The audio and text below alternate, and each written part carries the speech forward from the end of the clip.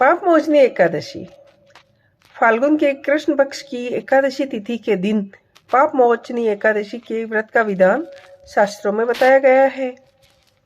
जैसा कि नाम से ही स्पष्ट है, जिस एकादशी के व्रत से सभी पापों से मुक्ति मिल जाए उसे पाप मोचनी एकादशी कहा जाता है।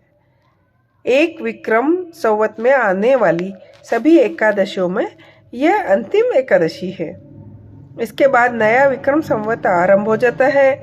यह होलिका दहन और चैत्र नवरात्रि के बीच में आती है। जब पाप मोचनी एकादशी गुरुवार को होती है तो इसका विशेष महत्व होता है और इसे गुरुवार एकादशी के नाम से जाना जाता है। पाप मोचनी एकादशी का व्रत करना अत्यंत शुभ और पुण्यदायक माना जाता है। एकादशी का व्रत भगवान नारायण के निमित्त किया जाता है।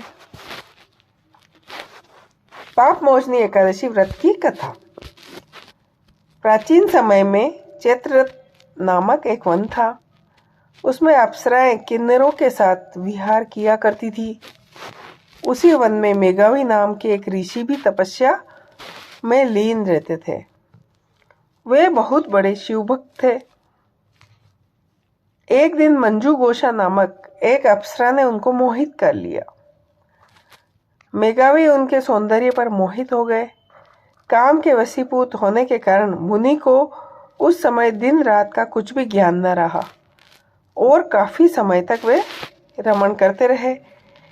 इसी प्रकार दोनों ने साथ साथ बहुत समय बिताया। मंजू घोषा ने एक दिन ऋषि से कहा, हे मुनिवर, अब आप मुझे स्वर्ग जाने की आज्ञा दीजिए। अप्सरा की बात सुन मुनि को समय का बोध हुआ और वह गंभीरतापूर्वक विचार करने लगे। जब उन्हें समय का ज्ञान हुआ कि उन्हें रमण करते 57 वर्ष व्यतीत हो चुके हैं, तो उस अप्सरा को वह काल का रूप समझने लगे।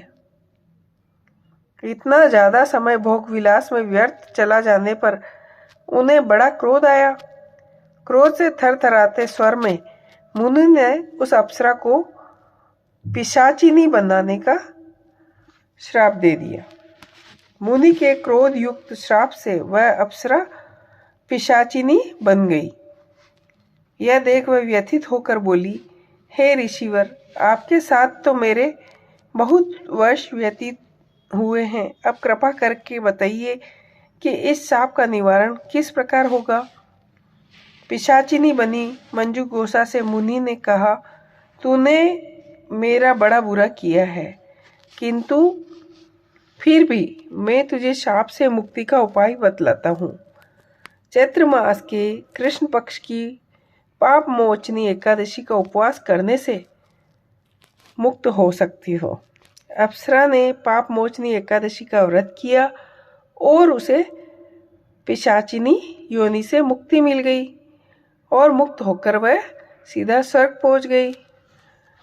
मुनि भी अपने पिताजी के पास पहुंचे तो पिताजी ने बोला कि श्राप देकर आपने अपने सारे पुण्य नष्ट कर दिए, अतः आप भी ये पाप मोचनी एकादशी का व्रत करो। फिर मेघावी मुनि ने भी पाप मोचनी एकादशी का व्रत किया और मुक्ति पाई। जय हो।